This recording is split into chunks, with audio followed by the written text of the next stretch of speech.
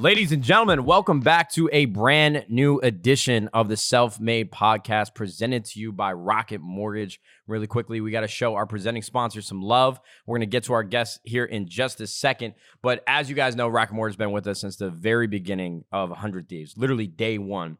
And I just would love to show them the appreciation that they deserve. We worked them since the beginning of the 100 Thieves. As a partner, they understand that a home is so much more than a house, and nothing is more proof of that than the incredible additions that they made to the Rocket Mortgage team house for our competitive League of Legends team earlier this year. Their dedication and going that extra mile has not only allowed us to elevate the 100 Thieves content, but they also work to make the home buying process smoother for their clients. Rocket Mortgage by Quicken Loans, push button, get mortgage. Yeah, I should know that by heart by now. But push button, get mortgage. Push button, get mortgage. Push button, get mortgage. Push button, get mortgage. Rocket Mortgage. Easy. We absolutely love them. As always, here with my wonderful co-host, Jackson, who's been carrying the podcast as of late. You've done a phenomenal job. I get ADD. I apologize. But we are here with one of like the most underrated, I would say, YouTubers of like the last 5 years, 7 years. Hell yeah. I feel like you fly under the radar with how successful you are on YouTube. And the reason why I brought you on the Selfmade podcast is to talk about all the other ventures that you're focused on. Yeah, because hell yeah. I think there's a lot of people that focus on one thing and one thing alone. They put all their eggs in one basket, but you're clearly diversifying all the things that you're doing. We're here with LADD. Hey, how you doing? Well, I don't think it's a question of how I'm doing. I think it's a question of how you're doing, because you're busy as hell right now. I know. I'm in between tour legs. I'm kind of all over the place right now. You know, I just came back I did the East Coast tour. I did Virginia. I did Times Square in New York. And then I did Philly, Pittsburgh. And then I thought I'd come here for 5 days, come hang out with you guys for a little bit. We're very grateful. And we were talking before the podcast. I think you're on show 13 of 27, you were saying? 27 shows. That is crazy. Over what span? Boy. What's the period? Beginning of December to December 7th. Wow. So it's long. Beginning of what? Beginning of September. To December? Oh my God. But the way I've structured it is normally like, for a regular musician or whatever, it's like 10 shows in a row and they get off for a little bit. I'm 4 shows on, a week off. So I get home to do like the other stuff like YouTube or music or anything else that's going on. So I can breathe. I don't even know how you're keeping it all together. Like that's. I'm not. Well, I think you are. I don't think you're giving yourself enough credit. But real quick, I didn't give LADD the intro that he deserves, because you guys truly need to understand what's going on in his world and what he's built for himself to get the full scope of his career. So, LADD. Craig Thompson, 2019 Esports Content Creator of the Year nominee. Oh, yeah. Over 6.5 million subs across his YouTube channels, and nearly 10 million followers across all social platforms, and over 1.4 billion views. I think that's the number one thing that a lot of people don't focus on, because I think in YouTube, everyone always looks like, okay, how many subs do they have? But they don't. Subs don't matter. Subs don't matter. It's how active your channel is and what you've accrued over time. 1.4 billion views. I've been doing a lot. But for context, I've been doing YouTube for 10 years, and I think my channel has like 500 million, or it's got more than like 600 million views. You have doubled that. Respectable though. You have doubled that, and then some. Yeah, I'm from a small little country of Northern Ireland. We only have 1.8 million people in our country. So the way my parents used to say, it's like, oh, you hit like 3-4 million subscribers. You just doubled the country. I'm like, Mom, stop. That's a good way to think about it. Wild. Mom giving you some serious context. I think same as what you guys are doing as well. It gets to the point where the numbers get so overwhelming where your brain just can't comprehend it anymore. So I just try not to, because even if I try, I just get overwhelmed and I'm just sitting curled up in a ball in bed like, what is even happening? So, or you do that thing where you imagine like a stadium full of all of the people. Yeah. Like, oh my goodness. Yeah, exactly. I guess you're kind of doing that a little bit with the shows. Well, I mean, the shows are like 1,000 people. So even but still, just like seeing them, like 1,000 people, like you look at Twitch and you see someone with 1,000 viewers, and you're like, oh, okay, they're slowly up and coming. That's awesome. And you see 1,000 people looking at you in a theater and seeing how they react, and you're like, holy shit. Yeah, it's insane. It's weird how live viewership and just people, real people, it's so disconnected. I mean, you're looking at your Twitch dashboard, thinking to yourself, man, I really want 10,000 viewers. I only have 1,000. You're totally right. Or you look I at think like it's a watch unique minutes. Like watch, yeah. like, oh yeah, like 100 million watch minutes or whatever. And you're like, okay, I can't comprehend that number, so I'm just gonna kind of ignore it. That's ridiculous. Yeah. I think for like digital creators, it's a unique thing to some extent because if you're a musician, for example, you've been playing tiny little shows your whole career all the way up. Slowly For you, it was build probably up. mostly online up to a certain point, and you've done shows in the past, but finally seeing those people in person or your first meet and greet or whatever, I think it's like a huge transition for people where they realize this is like I literally have thousands, millions of people watching. Like you can get a video with 1 million views until you realize it's basically like 800,000 faces. People, probably watch it twice or whatever, but like 800,000 people. You can't comprehend it. No, it's absurd. It's absurd. And we're going to talk about your tour a little bit more because me genuinely curious about the mindset and the motivation behind it. Yeah. But you said something about Ireland, right? You grew up in a small village, but you've lived in a lot of different places, right? Yeah. So That's why my accent's fucked. I went from Chicago to LA. So I am very closed off to the rest of the world, but you've had so many experiences. Can you give me just a background of where you've lived or some of the favorite places you've been? So I was born in Dubai, lived there for 5 years. But this is Dubai before what it is now. I mean, like I remember like waking up and going outside and just seeing like sand dunes everywhere, like how like basically like living in a desert. Nowadays it's like a metropolis. It's ridiculous. So I lived there for 5 years, then moved to Thailand for a year, Singapore for 3 years, Northern Ireland for 12, and then America for the last 4 or 5. And English parents, correct? Dad's English, mom's Southern Irish, yeah. Cool. And then I sound American, so figure that out. So what was the reasoning behind them moving around as much as they did? Yeah, my dad's in the oil business. Oh, no way. So my granddad was in the oil business. My dad's in the oil business. My brother just finished his petroleum geology degree, and then I'm making fart jokes for 12-year-olds. So I ventured right a little bit. And then just for his job, he wasn't the guy, he wasn't like a company executive just smoking cigars and bullshit like that. He was the guy who was actually going out and like seeing the clients. He flew like 5 times a week for 20 years straight. Like the man had like, I mean, you guys have like your gold and platinum like travel card and things like that. My dad had like 4 golds for four golds for 4 different airlines at one time. I'm sure it was something even crazier than gold because they have like It's executive insane. diamond platinum. Black card. Ultra elite stealth. So he had status pretty much on every airline. I bet he was getting bumped up to first all the time. He flew economy everywhere because it was Really? It was like he didn't want to take the budget out of the company. That's how my business side came from. Like my dad's like super business minded for what he did. Every story he told me growing up was you can do this thing, you can do that thing. One thing that kind of stuck with me is if you ever get into money, make sure you buy a house straight away. And that's what I did. I bought a house here in LA. So it's a lot of the stuff that I do nowadays comes from my dad. 100%. I'm glad to have him. So you come from humble beginnings. Yeah. And your dad and your family probably gave you a lot of perspective because I think for some people, especially on YouTube that I've met, I have a lot of good friends that are in this business, but a lot of people that I also sort of lose perspective and aren't as grounded and sort of out there. And every interaction I have with you, you're always asking about my friends, asking about the business, always just kind-hearted person. Because I mean, I appreciate that. Like business is great. We'll nail the business side out, but there's also like a divide. You need to have your business time and your social time. At the same time, like, I live just above Portland right now. So every time I come to LA, I want to hang out. I want to chill. I want to see what you guys are doing with your lives. I think there's so much going on in the YouTube space right now. It's growing so much. Celebrities are trying to get in there. Everyone's trying to get in there right now. Or it's kind of like a eat your head off kind of industry right now. And it's kind of sad to see everyone's trying to get in there. Everyone's trying to make their next multi-million-dollar company off this stuff. But I think what it boils down to is like if you just keep your group small, stick to the people who you trust, you're going to go a long way. Absolutely. Where did you come up with the name Mini Lad? So I'm sure you've been asked this question a million times. Yeah, so it's not my penis size. Everyone thinks the Mini Lad is based off the size of my dick. It's not. I'm sorry. I'm hung like a horse, but that's a different topic. I'm sorry. So the Mini Lad came from, I grew up with a guy beside Craig. And when you're 6 years old, like, we're going to call you Mini because you're younger. I'm like, oh, okay. And that just stuck. So his younger brother was in the same year of school as me. He just called me Mini. It went from there. And then the Lad part came from Xbox. Of course it did. So me and a bunch of friends, we changed our name to something Lad. So I was known as Mini, so it was Mini Lad. You had like Kyle Lad. Oh, it was like a clan. Just a group of lads. Yeah, pretty much. Yeah, to a certain degree. There you go.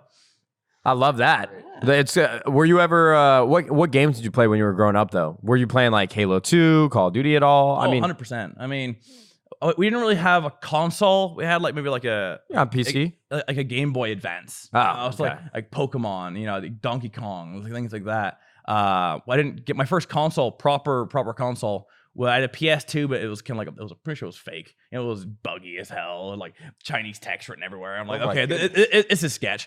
And then my first proper console was Xbox 360, and then I got the Halo 3 was in the bundle of that, and I just went for it from there. I didn't listen to anything you said because I heard Game Boy Advance and I went through like a flashback to my translucent purple Game Boy Advance. I fucking love that thing. Fire like with the light that like hung over. Yeah, well, that was the Game Boy Color, I think. Oh, sorry. That was Game Boy Color because I had them for all the cinder block that was. Yeah. So I think it's funny. Like, there's so many people that take like brightnesses on their phone for granted. I remember like huddling over street lights. Just were you under your covers, truly, kid, and you're like, shine. You used to shine a flashlight before I had the light. Exactly. We were scrappy back then. The good old days. Well, I said the good old days. They were days. They were. I don't know if they were great. For you growing up, was it always gaming, or were you also just creative and kind of like? Did you imagine yourself as an entertainer when you were young, or was that something that kind of came after? Yeah, I mean, I've always been fascinated by media, whether it's gaming or movies or whatever. Like the fact that you can get a certain emotion off listening to a piece of music or watching a TV show. I've always found that super, super interesting. And then whenever, you know, watching the original days of Machinima Respawn, you know, back with like Sark and Hutch and Cian Anders and all those guys. And the fact that they're just playing games, just having fun. I'm like, this combines what I love with gaming and also combines my love of media and how you vibe with that person. Because I mean, you get a vibe off a video. You can tell if someone's enjoying themselves just off how they're reacting and how they're enjoying themselves. So that's kind of the whole YouTube thing started. I was like, this just looks like fun more than anything else. And here we are. And when did you first start posting? My first channel was 2008. But 2008? It was. How old were you?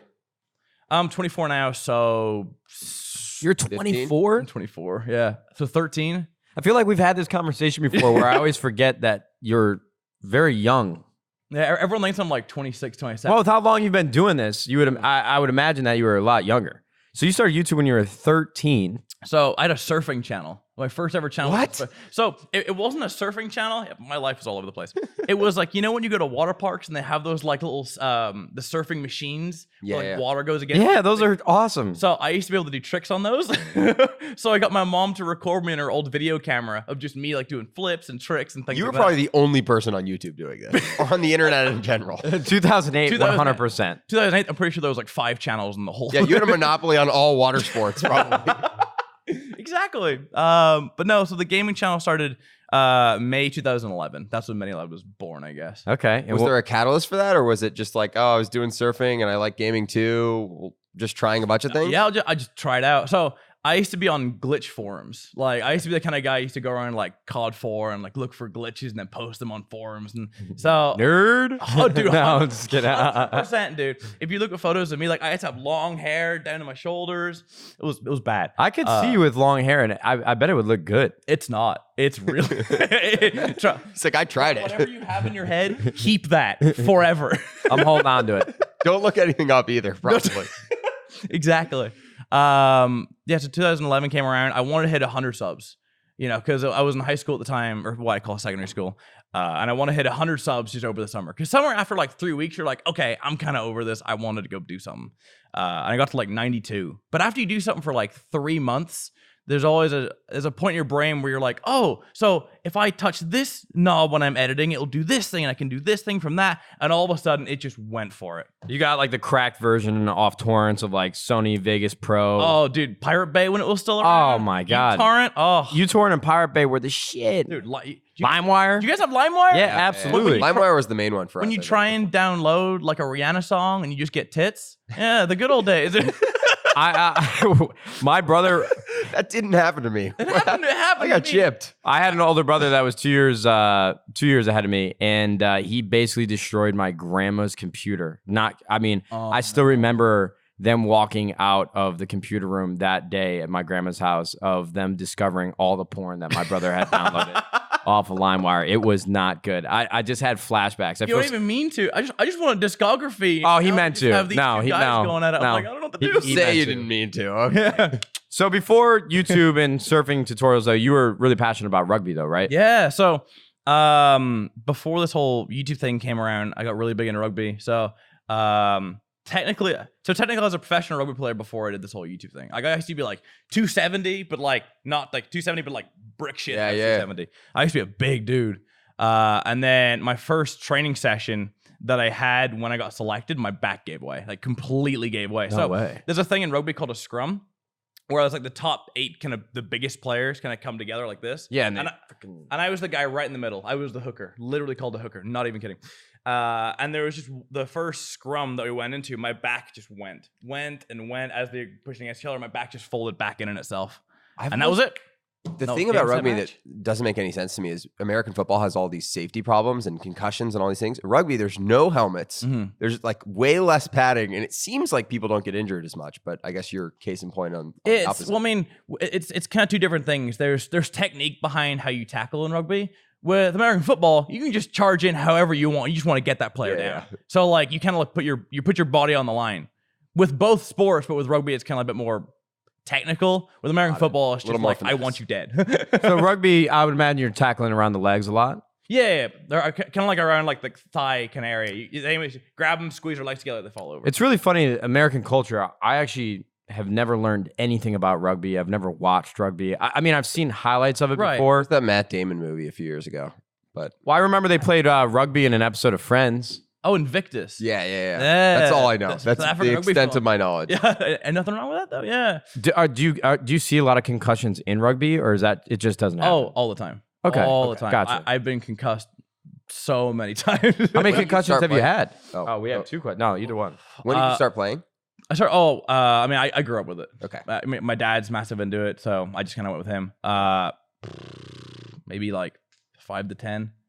5 to 10 concussions in like the 5 years I played it at secondary school. Yeah. You realize you're on the verge of like dying. Oh yeah, no, it was bad. I tore my ACL when I was 14. Oh my god! And then so it is just as dangerous as football. It sounds like. Oh yeah, because I mean, if you hit the ground, your leg's pointing the wrong way. Oh, sorry. The amount of times I've seen like teammates with their foot pointing the wrong way, and plus it sounds like you played that hooker position the whole time. Yeah. So you're basically just the runt of getting the brunt of all the damage, basically. Oh, 100%. There's a reason why my back is just going back to the concussion thing, because I didn't make that up. Isn't there like a certain threshold of concussions that you're supposed to like a healthy individual should have?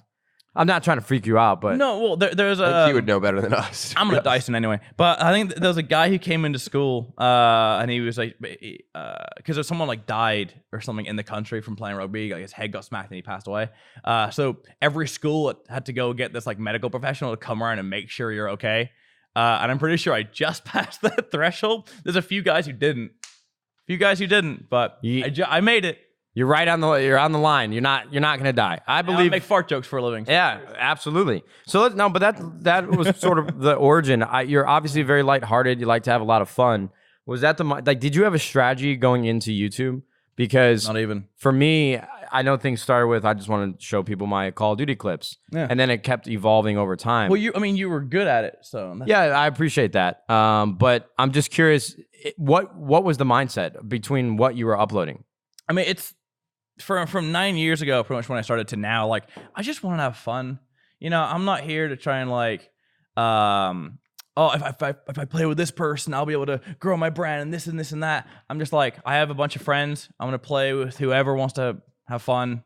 That's really about it. Because I feel like if you just play with whoever you want to play with, like it's a vibe, like I was talking about earlier. You know, and like if you come across like you're having fun, then you're on for a good video. Of course. Because like there's so many people nowadays who you watch a video and you can tell they just hate every second they're on camera. Yeah. But if you're having fun, then you're on to a winner. And what is your group of players that you or people that you play with right now? Are you more solo acts than you were a couple years ago when I know you were making compilation videos with a bunch of different guys? Yeah. So I mean, I still talk to like pretty much everyone who I used to play with. Like a lot of people think like, oh, you went solo, so there must be like really bad blood there. Yeah, it's like no, it's not like that at all. Like people think that because I used to play with Vanos a lot, and obviously Vanos gigantic channel. Everyone's like, oh, you stopped playing with Vanos. Do you guys like hate each other or trying to make up things like that? It's like no, like I'm literally going to dinner with them tomorrow. You're not leaning leaning into the drama, create like No, more I clickbait. No, I just let them have their thing. And I try and stay away from drama as much as I can because I mean, like bad publicity is good publicity. All that kind of stuff. It's like no, like as far as that goes, like whenever he opened up like his personal channels, like he would call me every single day and like, I don't know how to do this. Can you help out? Blah blah blah. So even though it's not on camera, we're still good friends off screen because everyone thinks because like recording is 2% of our lives. Everything else in and around that people don't see. So when you first started making money on YouTube, was it just the most mind-blowing experience you've ever had? What did you do with the money? When did you really sit back and think, wait, I have a real career here. This is something that I might be able to sustain for a long time. Yeah, so 2013, I went to college. I went to the University of Hertfordshire, just above London, to do music production. My original plan in life was to make jingles for commercials. Like, $10 million. Like, that was the original idea. And then GTA just came out. So I was like, I'm going to take a gap year. Like, I took a gap year. I want to figure this out. I had like 80,000 subs. I was making like, $400 a month. It's nothing at that point. I'm like, it'll probably pay for the fuel in my car. That's dope. But that's about it. Video games for a living, kind of. Yeah, barely a living. Exactly. So I went and I went back to living with my parents. There's this whole stigma about like, oh, living with your parents, like go and be free, whatever. It's like no, like if you're really trying to start something that you believe in, you have to break away from your job. You have to really give it all your time and attention. So I think living with my parents is one of the best things I ever did because they allowed me to live rent-free, collect as much money as I can, and I use that money to pay for lawyers so I come to America in 2015. Free rent is a superpower, legitimately. Yeah. You're trying to start something. Exactly, because once you get into the real world with taxes and rent and all that kind of shit, this shit sucks. Oh, yeah. I was talking about this last night with my girlfriend. Life sucks. Yeah, being an adult is awful. Yeah. I got a boot on my car. You see it outside there? I did. I didn't want to. You ever hear of a boot? I thought you didn't know. Y'all ever hear of a boot? No. Well, first of all, I've just been overwhelmed, and the boot was like the icing on the cake. Basically, we don't have parking permits for this house, and we have a ton of production people that are here. To be fair, that is our fault. No, this is 100%. It's 100% our fault. But when you get too many parking tickets, which I didn't know, essentially I had to have like 4 or 5 parking tickets that I hadn't paid yet. They're like $70. I'm like, all right, I'll take care of that in a little bit. I get a picture from Jack who say, well, I'm in Portland, and there was a boot on my car. Basically, it's this big thing they put on your tire so you can't drive away. Yeah, the clamp. I got a clamp. A Tesla clamped outside right now when we were trying to come in. Yeah, that's me. Oh. I didn't know it was your car. I pulled up. I laugh, but I'm so sorry because it's so funny. I was literally going to try to hold it from Matt until we finished the podcast so he'd be in a good mood, but oh well. Sorry, this was a sidebar. Yeah, being an adult sucks, but absolutely. So you're living with your parents rent-free, making $400.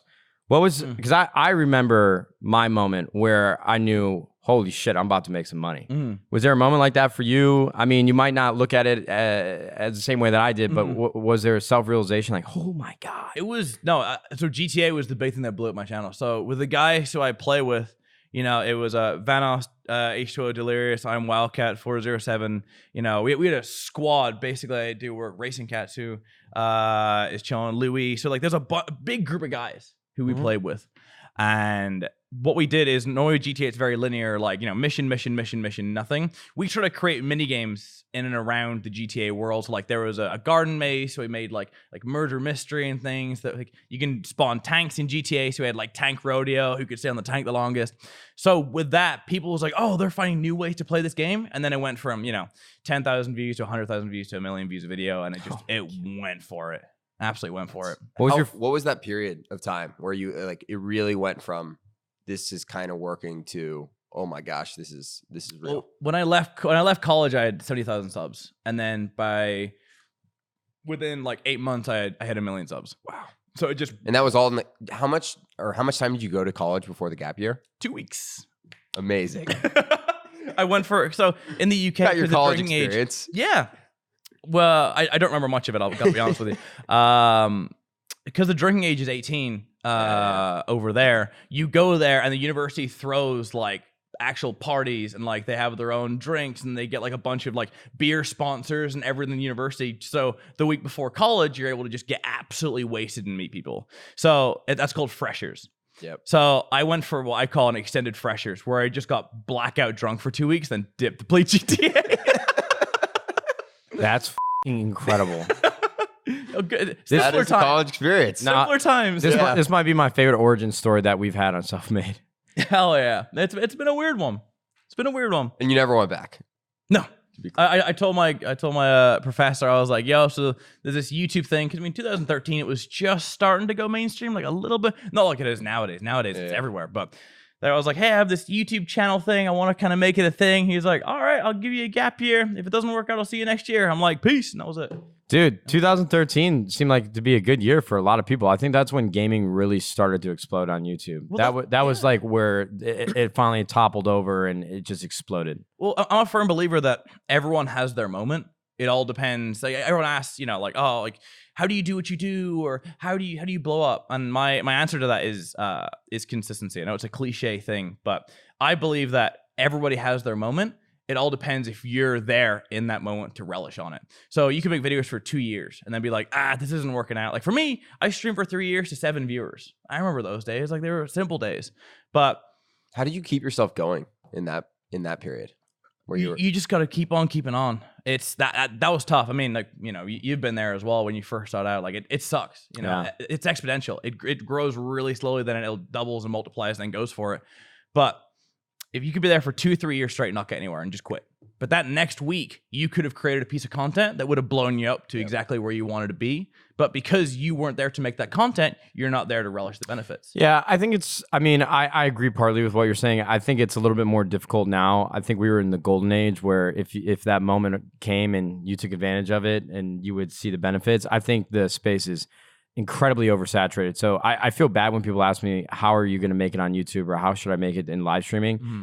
I think it's actually very difficult. I don't think everybody will. I think consistency is really important, but I also think you have to have a unique approach. Because I think Dr. Disrespect is probably one of my favorite examples. Well, he was a YouTuber before. No, of course he was, but he wasn't doing that well. Like if you go back and look at Doc, he was creating videos on Machinima, and he was trying everything he could, and he had a very unique character that just was too early. So he went and worked at Sledgehammer. Then he came back when live streaming was really at its height or at its peak, where everyone was really taking a look at it.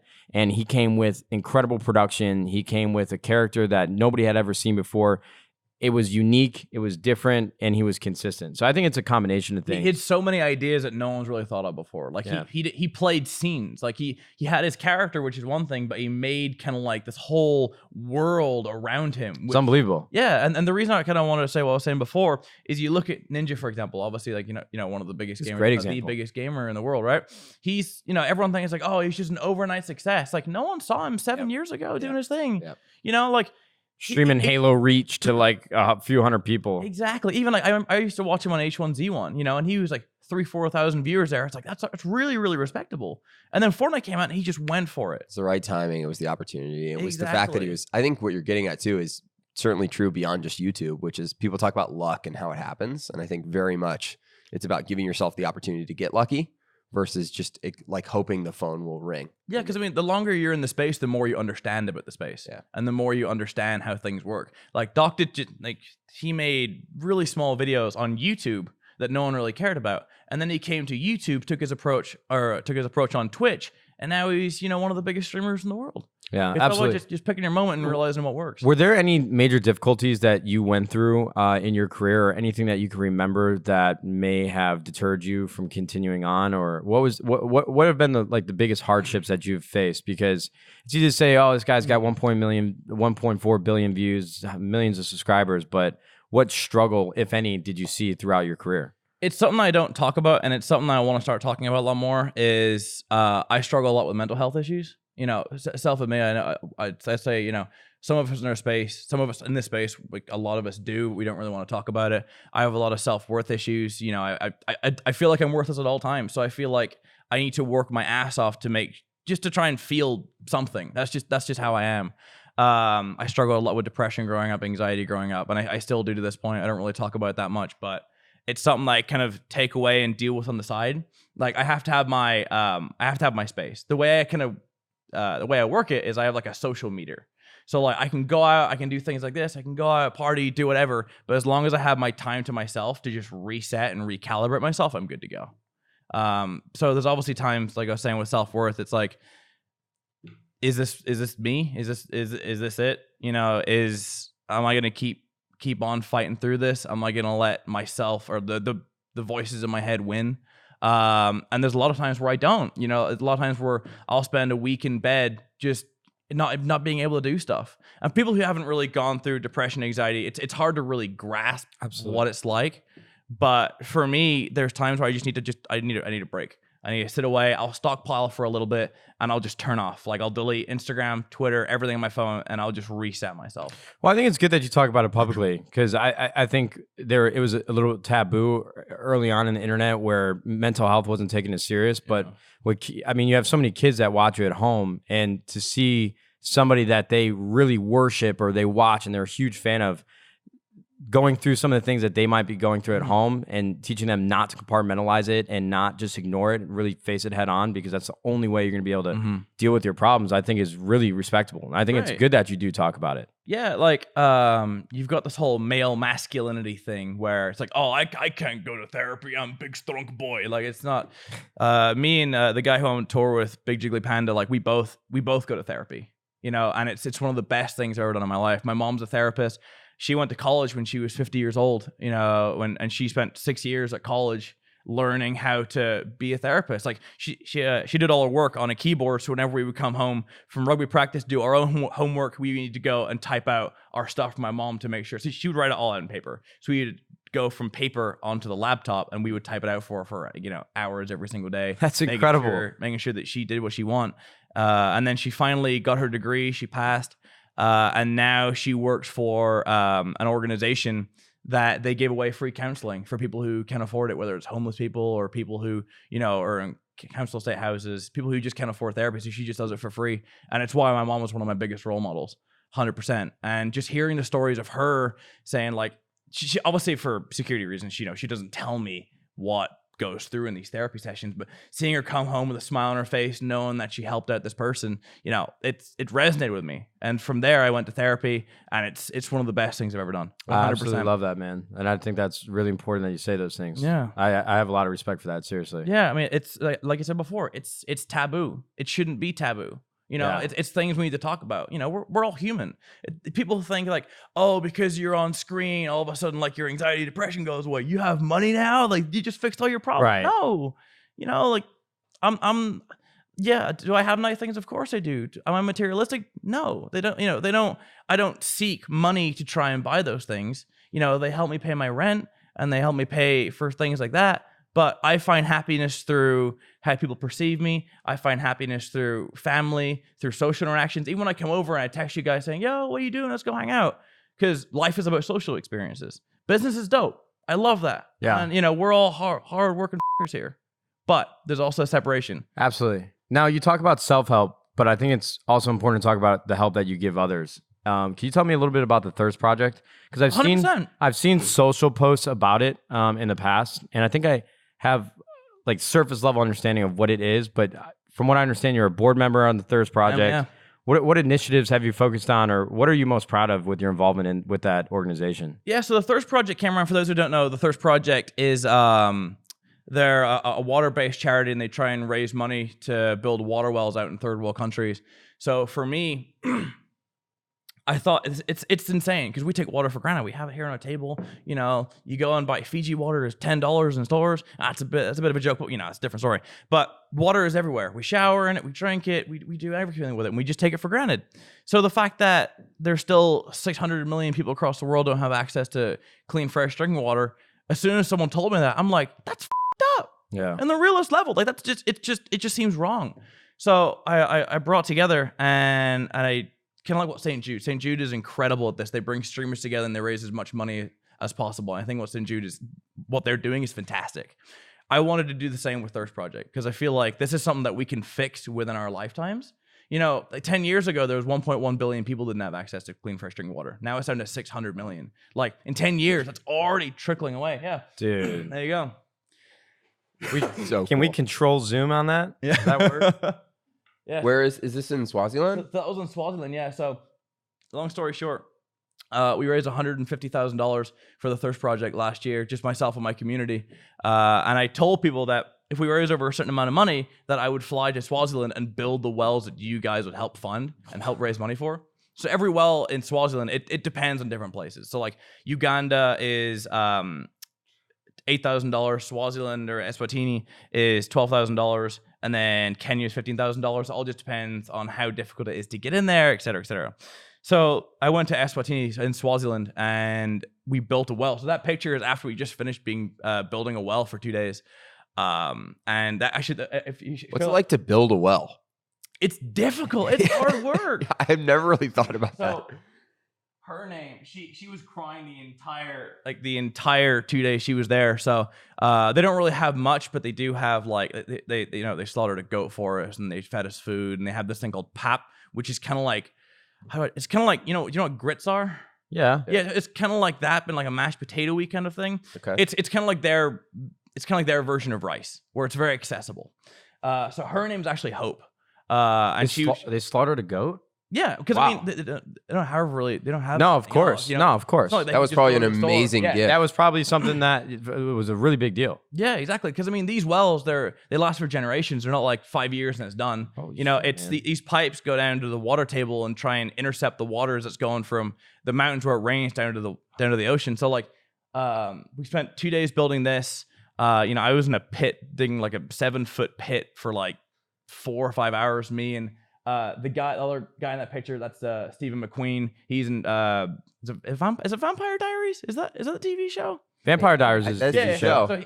So he's one of the characters in that show. So it was me and him in a pit for like 4 or 5 hours straight with a pickaxe, like proper Minecraft shit, like going at it. I know you should have used a shovel, but you know they had a pickaxe. Real life Minecraft. Real life Minecraft. You know, it wasn't diamond. It was a stone pickaxe. You know, Okay. it's you know it breaks after a while. Sure. God, Jesus Christ. So we were in that pit for like 4 or 5 hours. Everyone else around was like laying cement, building the barbed wire around it. So this original community, they had a well, but vandals came along and plugged the hole, so they couldn't get fresh water anymore. So then we came along, had to demolish it, and then rebuild the well on top of it. So we went to go see about 8 different communities over the 2 weeks I was there, and every single community had like a different story they want to tell.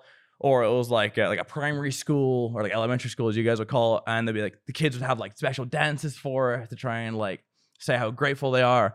And it was one of the most insane things I've ever done in my life. It sounds like it, man. It must have been one of those experiences where you just kind of stood still. And if you took the time to really think about what is happening in your life right now, it would have just been incredibly surreal.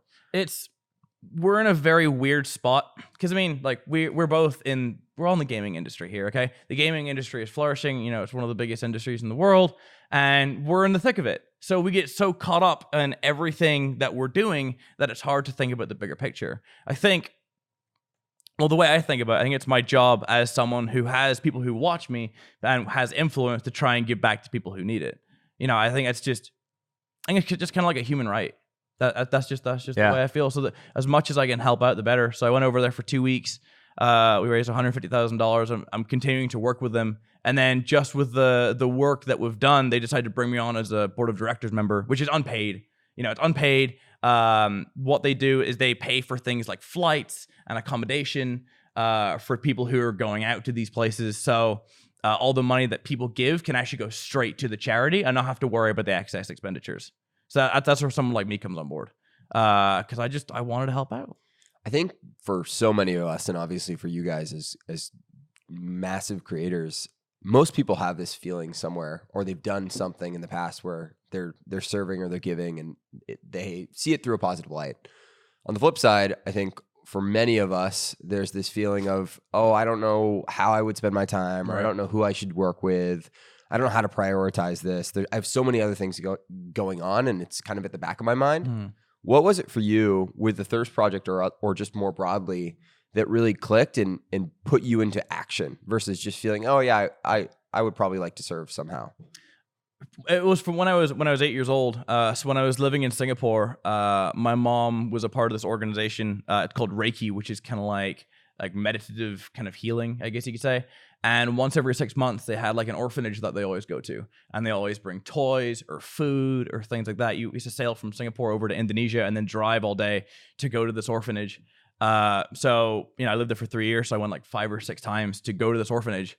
And just like seeing their faces, seeing how happy they were, even from, you know, getting like a stuffed bear or like even just like a plate of rice or something simple like that. So ever since I saw that, I was like, okay, I don't know what the hell I'm going to do in life, but however this life turns out for me, I want to try and give back somehow. So it's always been kind of ingrained in me. That's cool. And then ever since, now that people decide to tune in to my stupid fart jokes, I thought I may as well just try and, make it worth my while and try and give back. How can people get involved with the Thirst Project if they want? Yeah.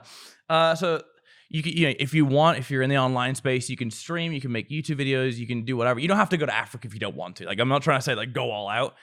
You can go to thirstproject.org. They have their own donation page there. So I came on board with the Thirst Project to try and get more notoriety around the internet, because I think the internet is such a crazy tool to try and raise as much money as possible. Because I know there's a lot of bad things go on in the gaming community. There's a lot of negativity, but whenever charity fundraisers come together, I have to give a shout out to Lupo. Lupo is killing it with charity right now. Lupo's incredible. He's incredible human. I've never met him, but he's incredible. You guys would get along well. Yeah. Yeah, Lupo's a great guy, and what he's done with St. Jude is very similar to all the things he's done with Thirst Project. He's absolutely killing it. It's incredible for what he's done. So you can stream, you can do whatever, you can try and raise as much money as you can for whatever size community. Raising awareness, I would imagine. Yeah, you can even, if you want to go to the extreme, there's a lot of schools out there, high schools, that have like their own Thirst Project, communities, or like colleges and clubs, I guess you could say. And just, do what you can, even if it's like $5. $5 goes a long way. Yeah. You don't have to do $100,000. You don't have to. But just every little helps. All right. Well, let's. I think we'll have some resources in the description below for you guys to check out if you guys want to become more involved.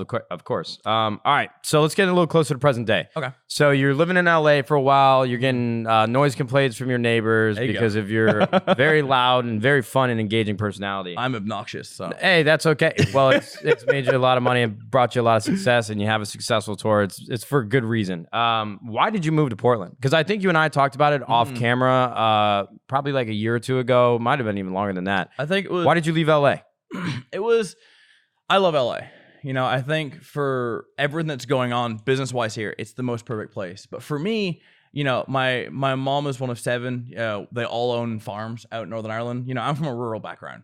So Portland is more just, it's a quieter way of life. It's a more open, it's obviously cheaper, and it's more just relaxing. Even what I was saying about the whole mental stuff earlier, LA is great. It can get to you though. It can 100% get to you. And I'll be honest, it started to get to me. It was as simple as that. You were here for how long? From 2015, I lived here for 6 months, and then 2016 to January 2019. So cool.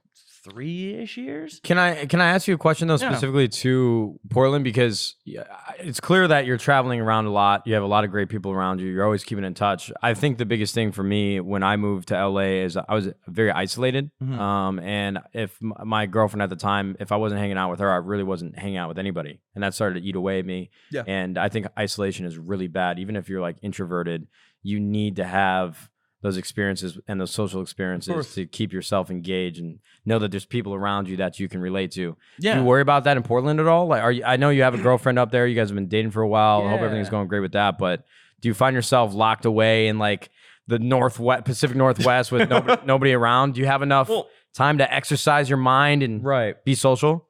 It's like, the reason I moved up there is because I could go the whole way to like New York or Florida, but it's just so far away from LA. Like, I mean, all my friends are right here. You guys are right here. Everyone's out here. So I want to try and stay as close to LA as I could.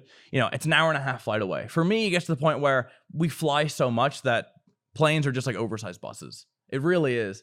So being able to go out there, just relax. There's also a bunch of friends up there. Oh, great. Old Glove's up there. Cryos Gaming's up there.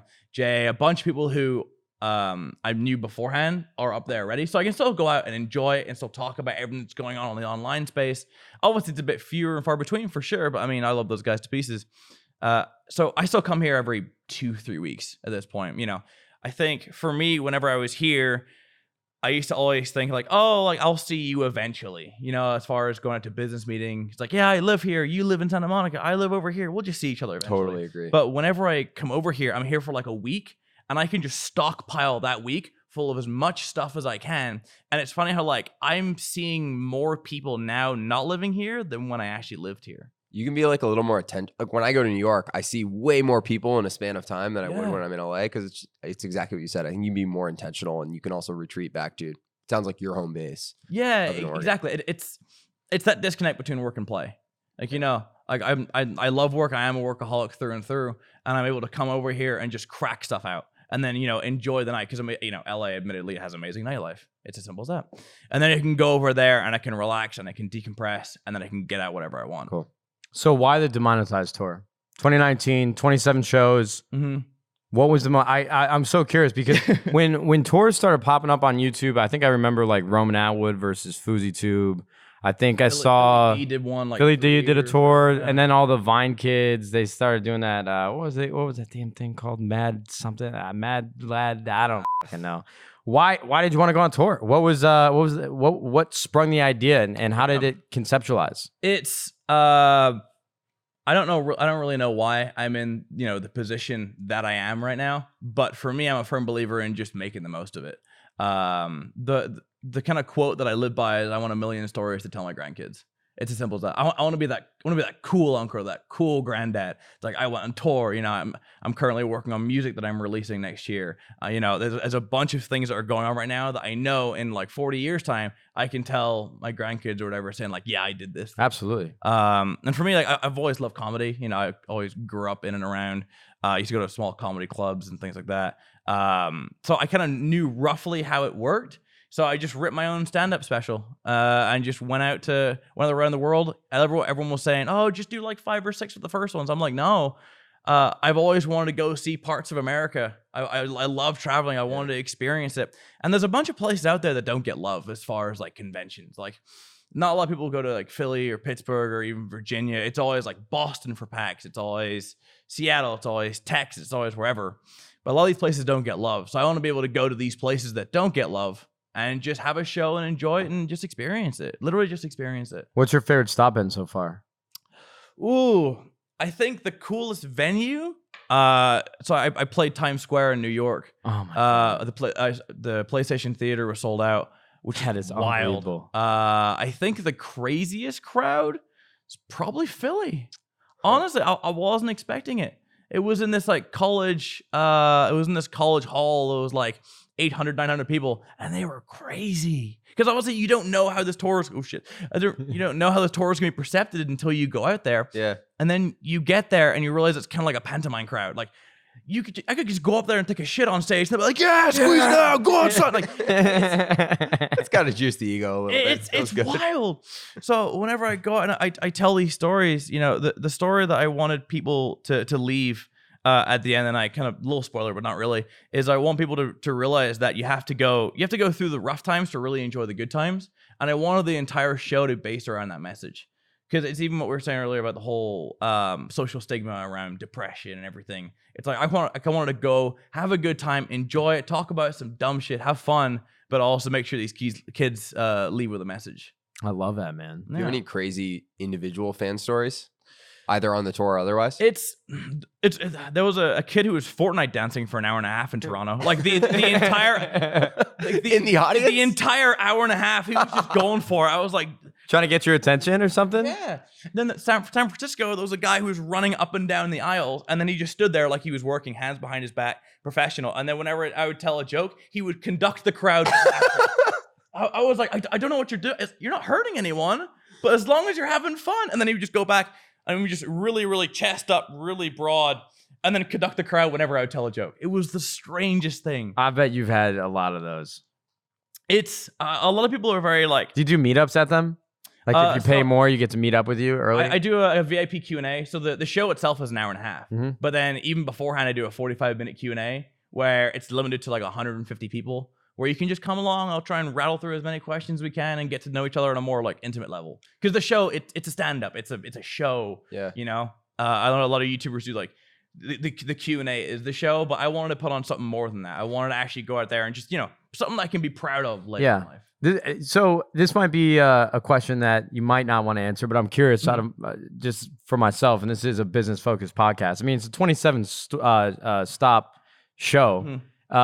Is this like a lucrative business venture for you? Like, obviously, you want to entertain, you want to do all these things. I don't think anybody would ever think that it's anything other than that. But yeah, so I won't go into figures too much. We can do it off screen if you want. But the way no, put it this way, the merchandise is the most lucrative. Talk about it. Yeah, merchandise is the most lucrative part about it. Okay. Because with general admission tickets and VIPs, there's also like paying the staff who is there, paying for the venue. I have a screen that we show like different things on during the show. That costs a certain amount. Getting a projector costs a certain amount. So there's a lot of stuff that you need to rattle through before you get your cut. And then obviously the touring company, I'm with Real Good Touring, who's a branch underneath Game Grumps. They did my show. They've done Jacksepticeye's show. They've done Scribble Showdown. So that they take their cut. So as far as what we get, it's not a crazy amount, but that's where merchandise comes into play. So merchandise for a normal show, whether you're talking comedian or rock star, it's around $7 a head. Regardless if, say for example, everybody bought a shirt. It's around $7 a head. With our show, it's up to $28 a head. Holy It's shit. like, it's ridiculous. We don't know how or why. Just amazing support from the fans. It's the support that I never would have expected. Never would have. It's hard to really incredible, comprehend, man. But I think there's something really special, especially for gaming creators or digital creators more broadly too, of their relationship with you 99.9% of the time is you are a friend, but you're through the screen. Mhm. And to finally have an in-person experience, which is almost like flip from traditional entertainment, sports or music or whatever, well, I guess music now too. But to have that experience, to finally see you in person and have it be experiential and real, Yeah. I imagine is really, really powerful and partially converts into that. I mean, a lot of the show is improv.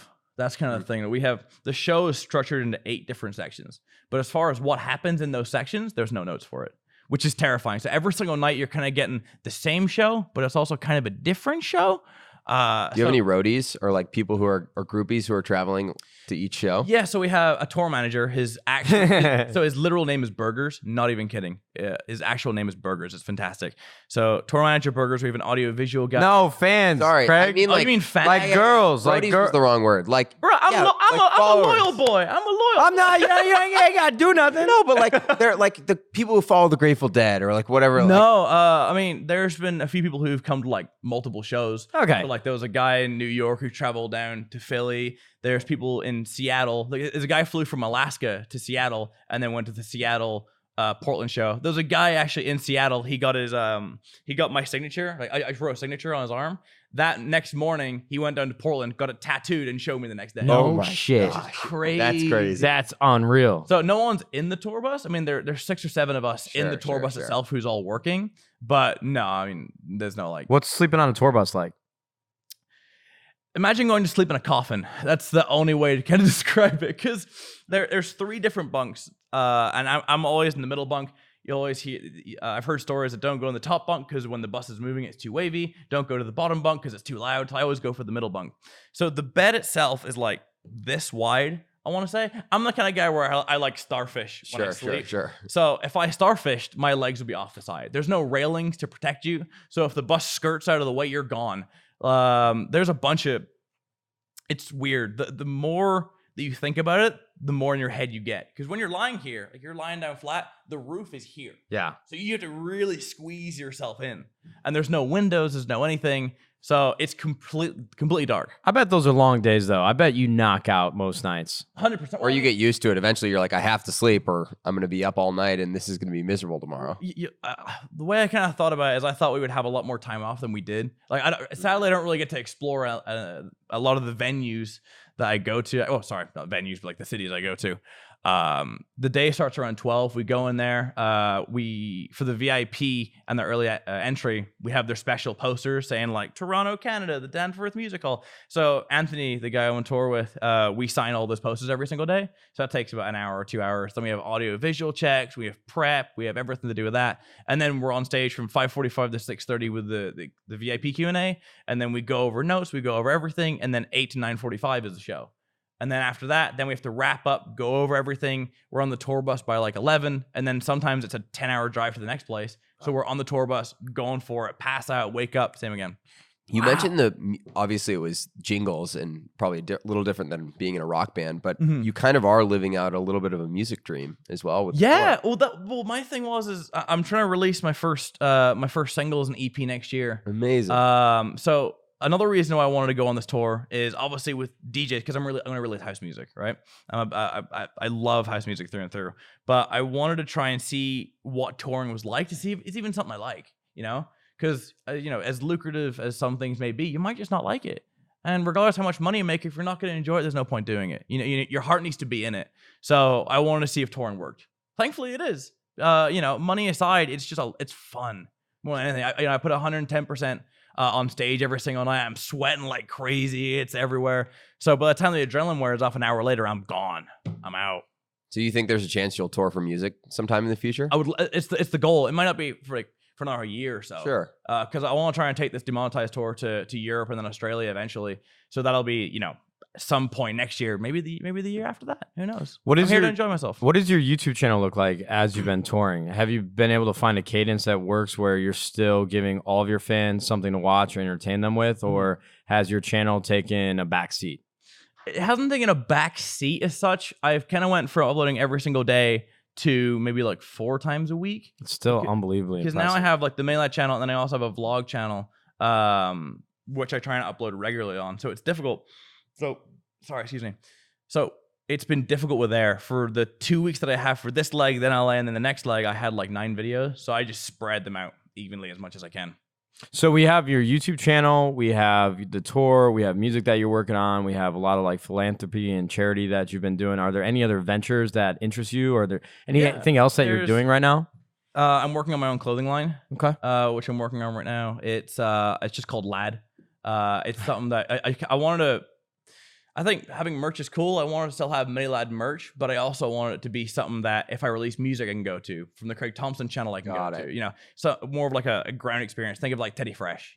It absolutely killing it at the moment. You think of Felix's PewDiePie's clothing line, absolutely killing it at the moment. I kind of wanted something like that where it's a bit more rounded than just merchandise. I still have merchandise, but inside the wider spectrum. Kind of similar to 100 Thieves. There you go. I would say get your merch now, but you sold out in like 10 minutes. Yeah, I was. Yo, congrats though, guys. Thanks, dude. Appreciate that. The last try, so you killed it. No, thank you. We're here for you. We appreciate the support too. Apparel could be a lot of fun too. You're obviously like a very creative guy, and it's just another outlet to express yourself and share something that you really love with others. Yeah, I'm kind of going on a more comedic streetwear, but like. Again, kind of what I'm about. I just want to have fun with it. If it sells, cool. If it doesn't sell, so be it. I'm just here to have fun with it. And then I've also got a few other secret projects that I can't talk about until the end of the year. And then I'm invested in a lot of. I know. I'm sorry. You have to come back. I know. I'm invested in a lot of things. I'm working. The one that I can talk about is I invested in a company called Trade-Off, which is kind of like. It's a stock exchange game, because I think for me, I don't really know how stocks work. Everything is overwhelming. So what they do is they take real stocks, like 2 weeks worth of stocks, and they combine it into 5 minutes.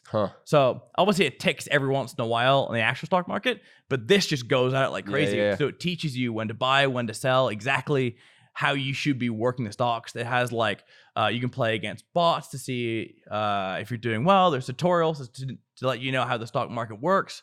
So I think that as an educational tool is really cool. I've got like a bunch of other ones. I've got a bar that I partly own up in Hollywood. Really? Yeah. Dude, who are you? There's a bunch of kind of You really are working on a million stories. You're 24 years old. I'm 27, dude, and I barely can keep my shit together. What's wrong? That says the man with the rocket mortgage 100 Thieves house, dude, and an incredibly successful esports team. Somebody else does all this. They just tell me where to be. You started that. Dude, I gotta take some notes, man. You need to write. You know what? You should write a book. That'll be cool. That'll be cool, actually. Yeah. Maybe eventually. There's a lot to go through. When you zoom way out, this is a show about self-made success. Realistically, you talked about the million story thing, which I love. I've never heard anything like that before. It's really cool. Is that really the North Star? Are there other pieces of that when you think about success and legacy? And when you're 60, you've obviously a long way till then. Yeah. When you're 60 or you're 90, what do you want to look back and be able to say about your career or your life, or at least on the business side, business kind of creator side of things? I had fun with it. It's simple as that. Like, for me, I'm a guy where I like to try and dip my foot in the water with a lot of things. If it works, it works. If it doesn't, it doesn't. But, you know, if I won't know if I won't try. It's the same reason we got into YouTube in the first place, you know? It was a risk that we took. It worked out for us.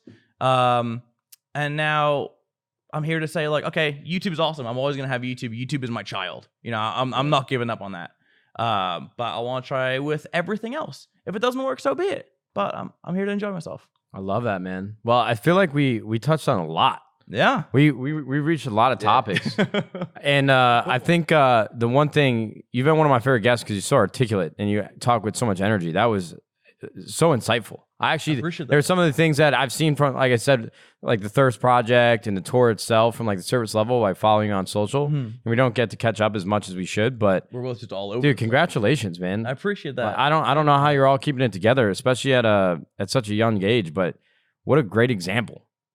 Dude, I'm like, I think the other thing that's so cool is it's also going back to what you just said. It's all so authentic to you. Which is really, I think you see people when they start to have a little bit of success and they're just looking for opportunities to just spread their chips everywhere. And you're clearly doing so many things, but everything you've talked about clearly fits into this narrative. It's not about throwing your chips. It's equally placing your chips in certain areas. Yeah. It's kind of like 52 card pickup. You could just throw your cards at a wall, then eventually just pick little scraps here and there. But if you're able to take your big stack of chips and like know exactly what you're putting it towards, if it's something that you're passionate in, then you're gonna go a long way. Because otherwise, you know, we all get a million investment opportunities, but if it's not something you believe in, there's no point doing it. Dude, thank you so much for taking the time. Of course, my boy. I would love a firm handshake. Is there anything else that you didn't get a chance to talk about that people watching should be aware of? I mean, there's a lot going on right now. I'd say that this might need to be a two-parter. Yeah, I mean, I'm happy to come back whenever. Okay. Cool. But I mean, as far as what I do, my socials, LADD, no space, 3Ds. I have the Craig Thompson channel too, where I do a lot more vloggy, stupid stuff. And can they keep up with the like behind the scenes of the tour that's going on in your vlog right now? So I actually uploaded one recently about life, like what's like behind the scenes, because not a lot of people get to go on tour. I want to kind of portray that in a video form. So, you know, what the bus is like, what the green rooms are like. That's awesome. I love that. Because I mean, there's no shower, so you have to shower in every venue, do your laundry in every venue. You know, it's a whole different life that even I'm still learning about. Yeah. So again, like I said before, it's life experiences. All right. Well, we'll have links in the description below so you guys can keep up with LADD. I'm sure most of you watching this probably already follow him, but if you don't, you guys have an opportunity to do that. Rocket Mortgage, last but not least, we want to give you some love, and we really appreciate all the things that you do for 100 Thieves and presenting this podcast. Jackson, you did a phenomenal job of asking some great questions. This was really fun. This I think was one of our best episodes. You're both killing it right now. Honestly, please give us 5 stars. 5 stars. 5-star general. From only 5. Wait. We forgot to read the 5-star review earlier. Go on. His username is Tall Jesus. Now, if you guys want to go on iTunes and leave us 5 stars, it helps us out. But if not, then no, I'm just kidding. Huge shout out to everyone involved with the Selfmade podcast. This show is a great reminder that in order to get where you want to be in life, you have to hustle and put in the work every day. Thank you so much and keep up the amazing work. Tall Jesus. Yeah. Wow. Do you think that's a form of Jesus that's commenting? Tall Jesus? Compared to short Jesus. Tall Jesus, short Jesus? Maybe his parent just liked the name Jesus. Like maybe he's tall Jesus. Bro, no bullshit. I order Postmates or Uber Eats or Grubhub, DoorDash all the time. I swear to God, like once every week I get somebody who delivers and his name is Jesus. And it always says, Jesus is arriving soon. Probably Jesus, to be clear. But so what? It's most likely. Anyway. Probably. Unless you're actually called Jesus, and, you know, guy in a row comes to your door with a full-on beard. You're like, holy shit. In a cloak. Only in LA. That'd be a good Postmates prank, though. Well, or like, a good video. Jesus is arriving. Oh. Yeah. You just gave somebody a good YouTube video. There we go. Go make it. Go in. Craig, thank you so much, man. This was a blast. People go check him out. Everything. I'm sure they all know you, but regardless. Pretty good. Thank you so much for having me on. What's your outro on your YouTube channel? My outro? Yeah. Do it. Please. What is my outro? How do you normally end a video? Like, subscribe, all that stuff. I'll talk to y'all next time. Yeah. Done.